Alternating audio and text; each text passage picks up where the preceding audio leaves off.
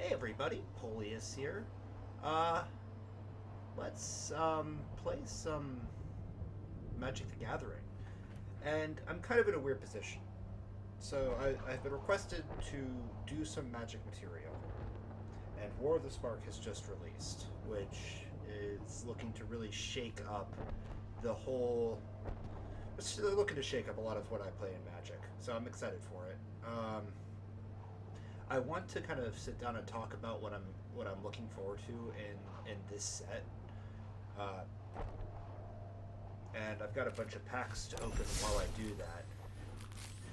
And I think that's probably going to be the best way, just to do like a short little off the cuff like thoughts video before I do anything more in depth.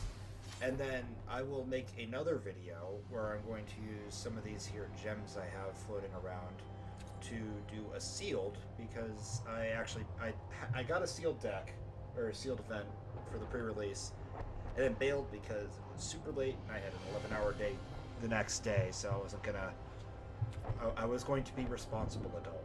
But here I am recording now, and eagerly so. So let's open some packs.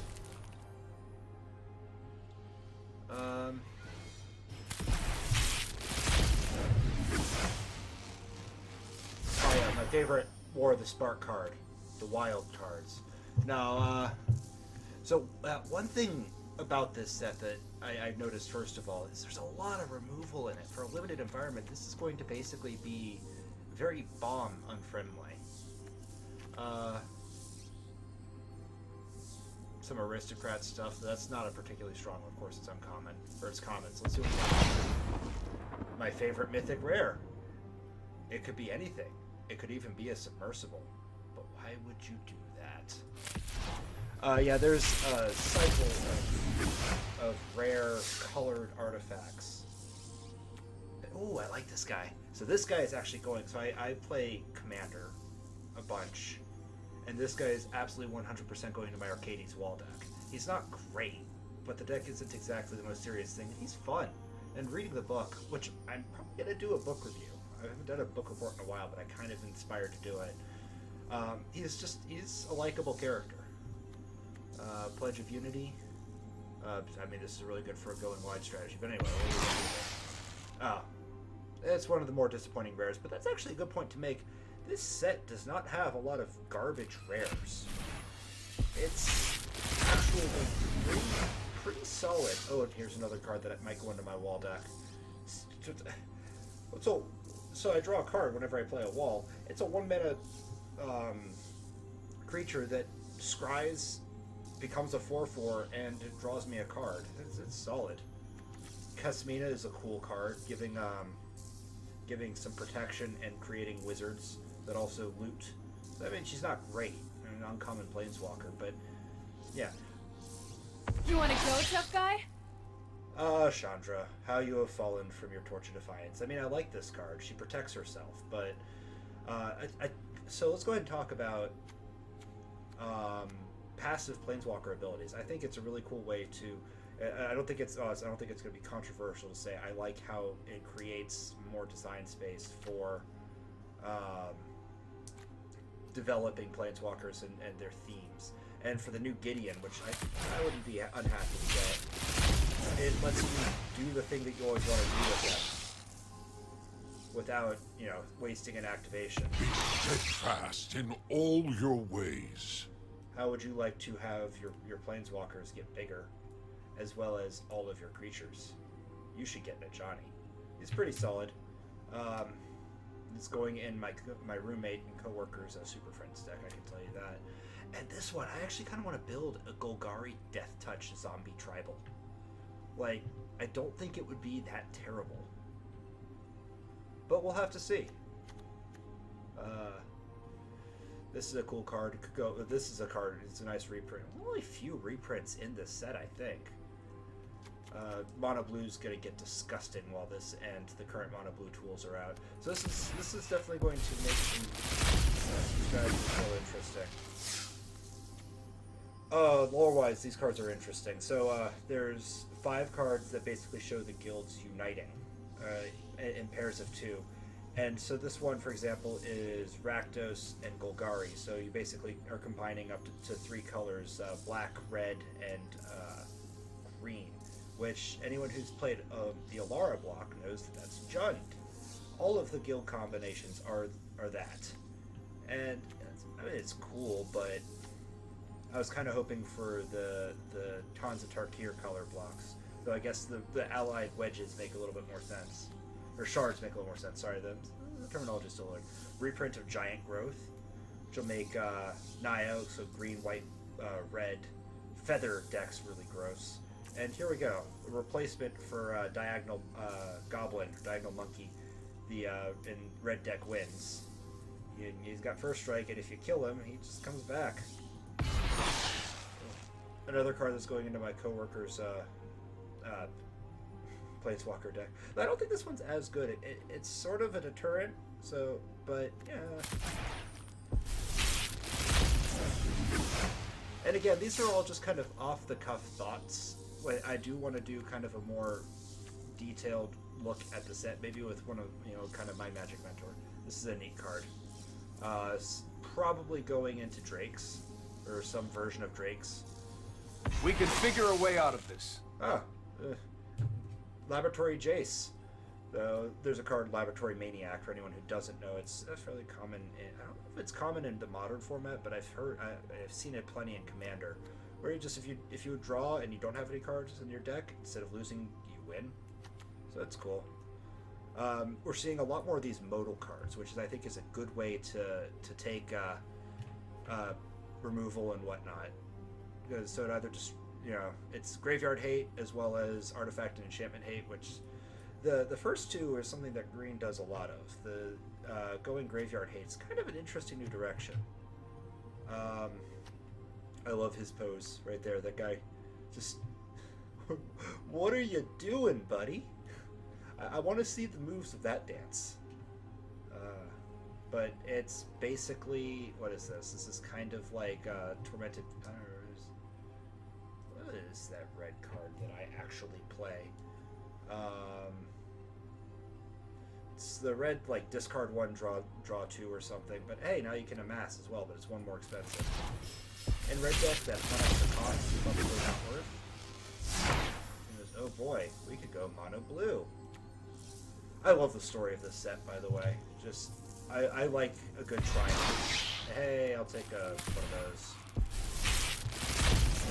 I mean, bad guy almost wins, but then he doesn't. Is kind of a kind of cliched story, but though I will say, like, in terms of the triumph, the little flavor text for the cards here are kind of a little silly. It was not through this, but that saved them. I'm Sorin Markov, Lord of Innistrad. Oh, I was hoping he would have a more Romanian accent. I am Sorin Markov, but nah. This is a neat card. So one of my buddies is trying to get me into Oathbreaker, which is a format that has a Planeswalker as your commander, but it's only 60 cards, and also you also have, or it's only 58 card deck with a Planeswalker as your commander, and you also have a signature spell in your command zone. You can only cast it when that Planeswalker is out.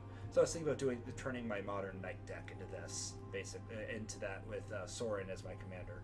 It'd be neat, kind of life-gaining shenanigans. Burning Prophet is going into the Feather deck that I plan to build, because she pseudo prowesses herself and scries with a lot of the drawing that's going to be there. Another really solid card for Feather is Semut Sprint. Hopefully I'll get to show you this much talked about Feather is. But we'll see. Here's another. So this Boros and Droll becoming basically Naya. The card's not good. It's a shame because Boros are my bros, but can't control target creature on a turn. Okay, that's not bad. But for 6 mana, it's pretty terrible. But don't worry, you get to shock that thing too. Bleeding Edge. I thought this was talking about like Lazotech technology until I realized, oh no, it's just a bloody axe. Anyway. Let us fight! Yes, let us fight by turning all of our planeswalkers into dragons. This guy is so cool. I kind of want him in my Dragon deck. else here. This is a really solid removal. Like I said, there's so much removal in this set. Here we go. For more Rakdos Burn. Oh no, it's a target creature. Never mind, this is bad. Don't play it. Spark Harvest is... it's removal. Tipple is tipple.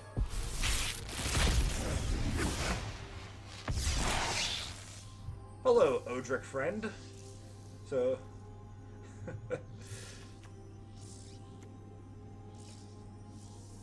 This is actually a solid revival card. I know we've been over it before, but... Destroy target artifact or land. You'll probably see that in a lot of sideboards. Aha! This is a sweet card. This is one of the cards I got in the pre-release. Like I said, I wasn't up for playing. Yeah, choose any number of target creatures or planeswalkers. Deal damage to yourself equal to total CMC of those cards, and then put them onto the battlefield under your control. It's nothing. Here we go. Here's another modal card. So you can either get a creature, or it's not. Is it really modal if you can pick both? I want to say. All right. Anything else interesting here? Time Twist is kind of cool. It's protection of a sort, but Forced Landing. I like the flavor text of Forced Landing. It's so sad, but again, there's a triumphant nature to it of everyone rising up against evil. So the druid only knew one spell, a charm to encourage rapid plant growth. When airborne internals invaded her Moratum, she only had she had to get creative. Sort of breeding bad, just bad.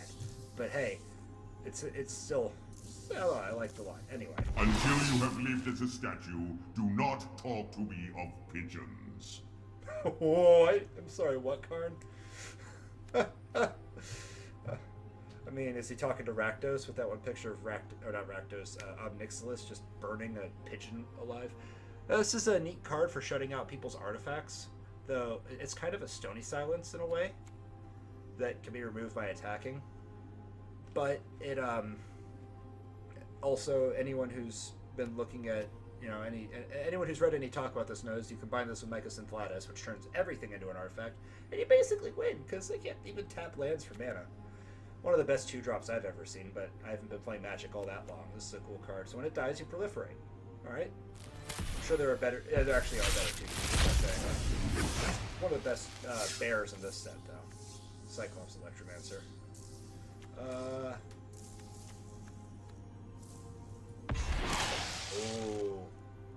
this card. This is probably one of the more powerful cards in the set. So it, especially in a life gain deck, and especially in Commander. All right, yeah, you gain how much life, or you gain all the life that you get, and then you can spend that life to cast things from the top of your deck. It's really cool. And then you can sacrifice. And this is the secondary thing, or that losing 10 life or thing. It's less important. If you can cast whatever you want, that's where the real money's at. Here, this is a neat-ish card. There aren't any good Jaces in the format right now for that to really be fantastic.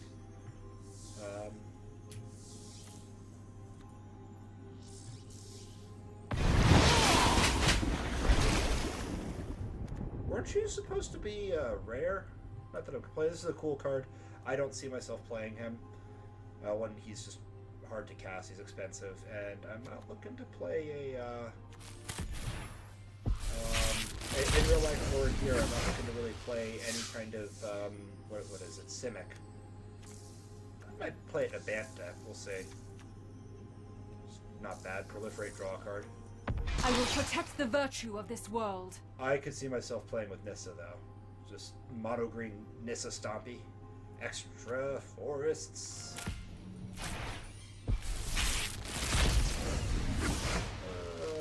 Some solid removal. Destroy a creature. Ramp. Yeah, it's whatever. It's also really freaking good. This guy's also solid.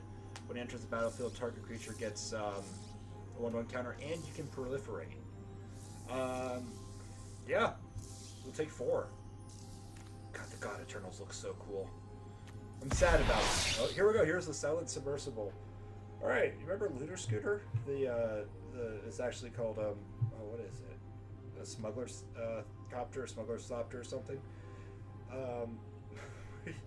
You could crew it, and it had flying, and whenever it attacked, you could loot. So discard a card, draw a card. This one, you can crew it, and it can attack, but has no evasion whatsoever, and only if it deals damage to a creature or player or planeswalker do you draw a card. Also, its stat line is not great for blue. This card is bad, and it should feel bad. This is neat. You can see it going in a Spellslinger deck, in a Pauper Spellslinger deck. Alright, splash down. Zombie tokens you control have Death Touch. That's solid. Very careful. I'm alright, nada. Oh, Domri, you deserve everything you got in this story. So yeah, this card I was contemplating putting in my dragon deck because it makes my dragons uncounterable, and most of them have red or green in them. And then it's basically removal. It turns all my dragons to removal on a stick. Solid.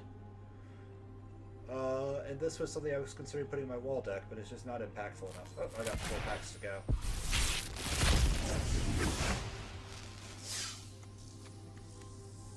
This is kind of a cool card, though I don't think it quite does enough for 4 mana.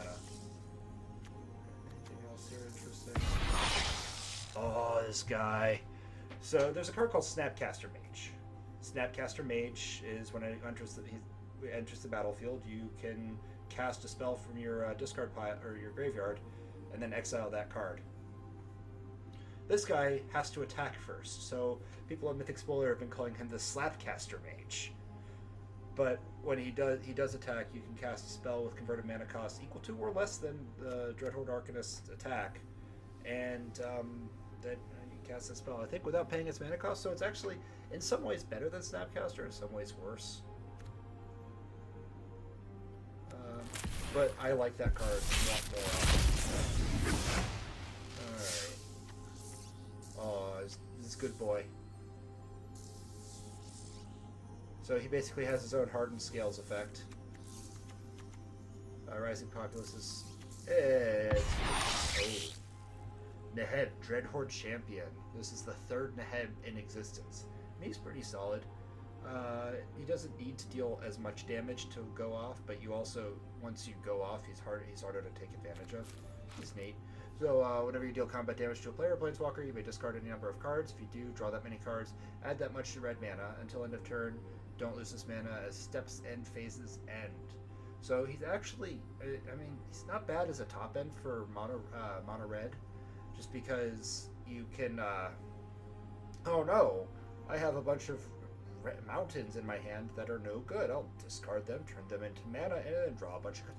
I got more burn? Blah, blah, blah, blah, blah, blah, I win. It's neat. I can see it.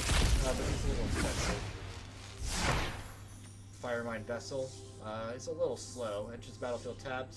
Add 2 mana of different colors. What is that? Amulet of Vigor, where nothing you control enters the battlefield tapped. I can see it in there, but still, it's a poor man's Gilded Lotus. Come on, this is the double I get? Sadness. I know I got actually another double. It's just confirmation bias. It's hard to fight. Anything else? It's ramp at 4 mana. It's great. Just great.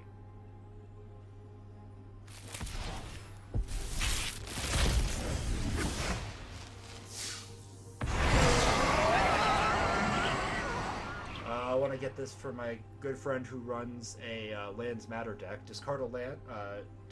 Living Twister deals 2 damage to any target. Turn a tapped land you control to its owner's hand. This is a cool card. You can do a lot of things with it. Callous Dismissal is pretty cool. It's tempo. You can time lock someone and create a 1/1. For 2 mana, I'll take it. Alright. I have no packs to open. Let's just go to decks. Spend this deck real quick just to show that this is going to be interesting playing. This is from Guilds of Ravnica, and I never even finished it. So, yeah, I'm probably going to have bad time developing Or playing. Anyway, yeah, save it, exit, sure. Anyway, so let's just... Here we go. Search. More of the spark. Collected, not collected, sure. Anything here that... Oh yeah, let me, Kapow, go to gold. It's the one that I'm really excited about, creature-wise. There's two. And I want to build so many decks with them. Feather! So whenever you cast an instant or sorcery, that spell that targets a creature you control, exile it instead of putting it into your graveyard as it resolves. If you do, return it to your hand at the beginning of the end step. Yes, please. I want 4 of these. 10th District Legionnaire. Whenever you cast a spell that targets 10th District Legionnaire, put a +1/+1 counter on her, and then scry. Pretty sure it's a her. I mean, Maleva is its feminine name, and it's fairly feminine facial features. But anyway, them. There we go. So these two cards are obviously, they're designed to work together, and they're so freaking cool. Again, just let's give Golgari all the great removal. Choose one or more. Yeah. No, there's artifact, get rid of it. It's a creature. Don't want that. Enchantment, gone. Land, boom, crushed. Planeswalker, get out of here. Yeah. Or if there are one of those, sure, get rid of it. Give your creatures haste, and then you can give your creature haste again, because Samut, she's a good soldier. She likes redundancy. Anyone in the military will tell you, if it's worth doing 17 times to make sure that the first 16 failures don't count. Anyone else? Wolf Tribal in green-white, that's not going to happen unless we see something really interesting in the next set, but Wizards has been less about that. Also, going into my wall deck is Huatli, Sun's Heart. Each creature you control assigns combat damage equal to its toughness rather than its power. Yeah, sounds good. I can see that in a lot of Dorn Siege Tower decks too. Which basically, it's like Arcades, except you can't make walls attacks, so basically instead of getting walls, you just get things with really big butts. Allow me to illustrate what I mean by really big butts. Ixalan. It's an Ixalan, right? Gold. Also not collected. Where? Aha! No, that's not it. It's Looming Altasar. Looming. I can't type. Ah, yes. Yeah, 4 mana, I get a 7/7. It's fine. It's good. I'll do it. Yeah, sure. And also, most times people will have things that either have same attack and toughness or more attack than toughness. So that really hurts them, especially aggressive decks, so you can turn them around. Doran's cool, but I wanted a Trump Dragon. As a friend of mine calls it. It just builds a wall and makes the Ravnikins pay for it. I'm sorry. Try not to do politics here, but that just hearing someone say that, it made me laugh so hard. Any other interesting cards here before I switch over and start doing some bonus stuff? Agorapolis is a neat reprint. I think this is like one of like maybe 4 reprints. Ah, yes, Totally Lost. Everyone's seeing pictures of Fibblethip and Totally Lost. Well, here we go.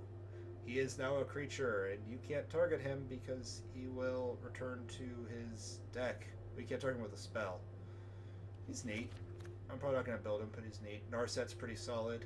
Each opponent can't draw more than 1 card each turn. This is going in a lot of EDH decks. And then you also get to search your deck. Here's a bomb. Reveal the first card you draw. Yeah, let's just take a look at the God Eternals. I think these are probably... How does it spell Eternal?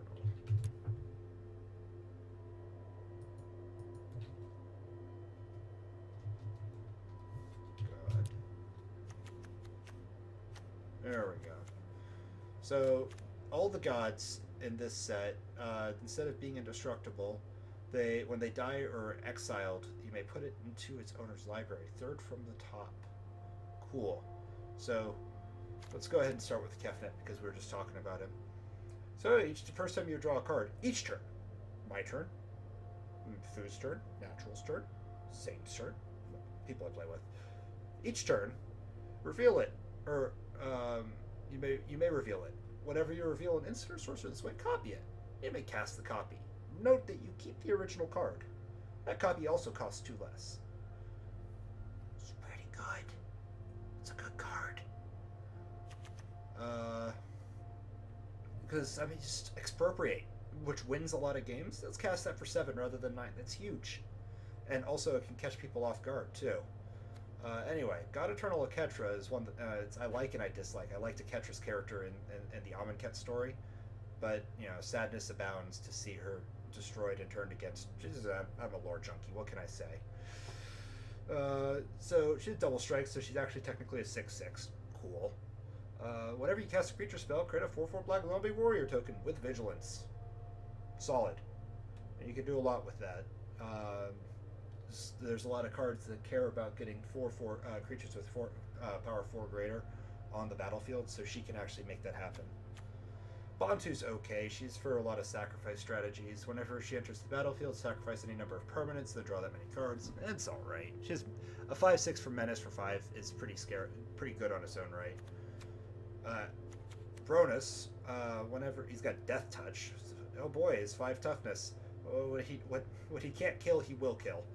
When he enters the battlefield, double the power of each creature you control until the turn. They gain vigilance, so it basically gives you carte blanche to try to crush someone's face, so long, provided you have trample, because most people will chump block that.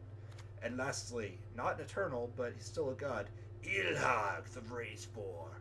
Whenever it attacks, you may put a creature card from your hand into the battlefield, tapped and attacking. Turn that creature to your hand at the beginning of the next end step. So this doesn't work with cards like, who is it? I'm still in War of the Spark.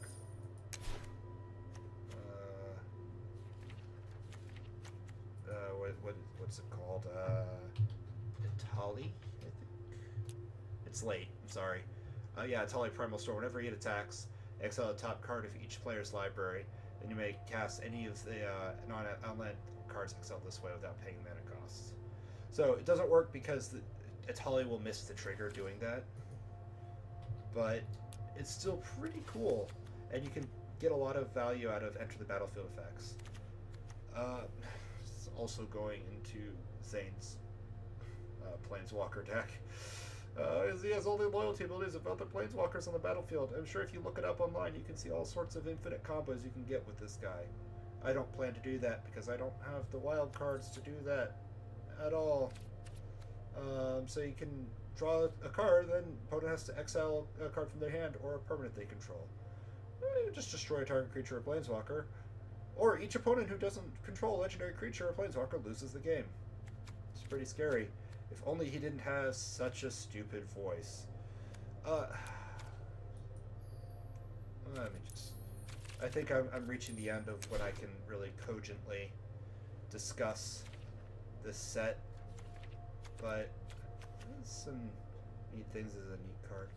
Let me show you Gideon Blackblade real quick. Also, the first Planeswalker deck Planeswalker that isn't awful, actively awful. He has Battalion, basically. And whenever he can, again, he can turn into a creature, or he can exile everything else. Here we go. We have a Helicarrier. So it basically requires a creature with 4 power to crew it, and then when it attacks, create 2 4/4 angel creature tokens with flying and vigilance that are also attacking. What? So cool. Wait, where's Gideon? Gideon Blackblade. Donda Ista! Ah, here he is. So this one, you don't have to activate an ability to make him a creature. He's just a 4/4. It's indestructible. It prevents damage to him. And then also, up to 1 target creature you control gains vigilance, lifelink, or indestructible. Which is pretty good. I actually see him in another Odric deck. Here we go. Here's some Legacy card. Lands in the battlefield and land cards in the graveyards can't be the targets of spells or abilities your opponents control, and your opponents can't play lands from the graveyards. Cool stuff. Alright, anything in black and blue that I kind of missed? Totally lost. Oh, Fibblethip. Nope, not really. Oh, let's see in black. Yeah, so it's just a cool card. So whenever she enters the battlefield, every other creature gets -1/-1. If a creature dies this turn, each creature other than Massacre Girl gets -1/-1.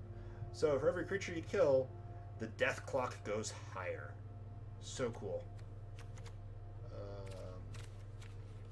D-Spark's going to be solid removal especially against control decks because it's so cheap. And that's really the solution against control is you basically just fly under their radar. Oh, you're going to spend 3 mana to counter my spell? Well, I'm casting cards for 1 mana. I think I win this trade. I don't see anything here. Oh, it's a better Tybalt than the original Tybalt. Not that that's difficult, but hey. Nope, nothing here. This is a cool mana dork. Search your library for up to 2 basic forests. If you control Nyssa, instead search your library for up to 3 land cards. Put them into your hand. That's alright. New Horizons, so... I mean, it's kind of like Gift of Paradise, but bad-ish. Vivian's Arc Bow is one of those other colored artifacts I was talking about. Wait, what's the red one? Mizium Tank? Well, let's stay focused here. Focus in. Look at the top X and tap. Look at the top X cards of your library. You may put a creature card with converted mana cost X or less from among them onto the battlefield. Put the rest of the bottom of your library in any order. I would rather Finale of Devastation. X green, search your library and graveyard for a creature card with converted mana cost X or less. Put it into the battlefield. Shuffle your library. X is 10 or more. Creatures you control get +X/+X and gain haste until end of turn. This could win game. This will win a lot of games, in Commander and otherwise. Anyway, tank. Here we go.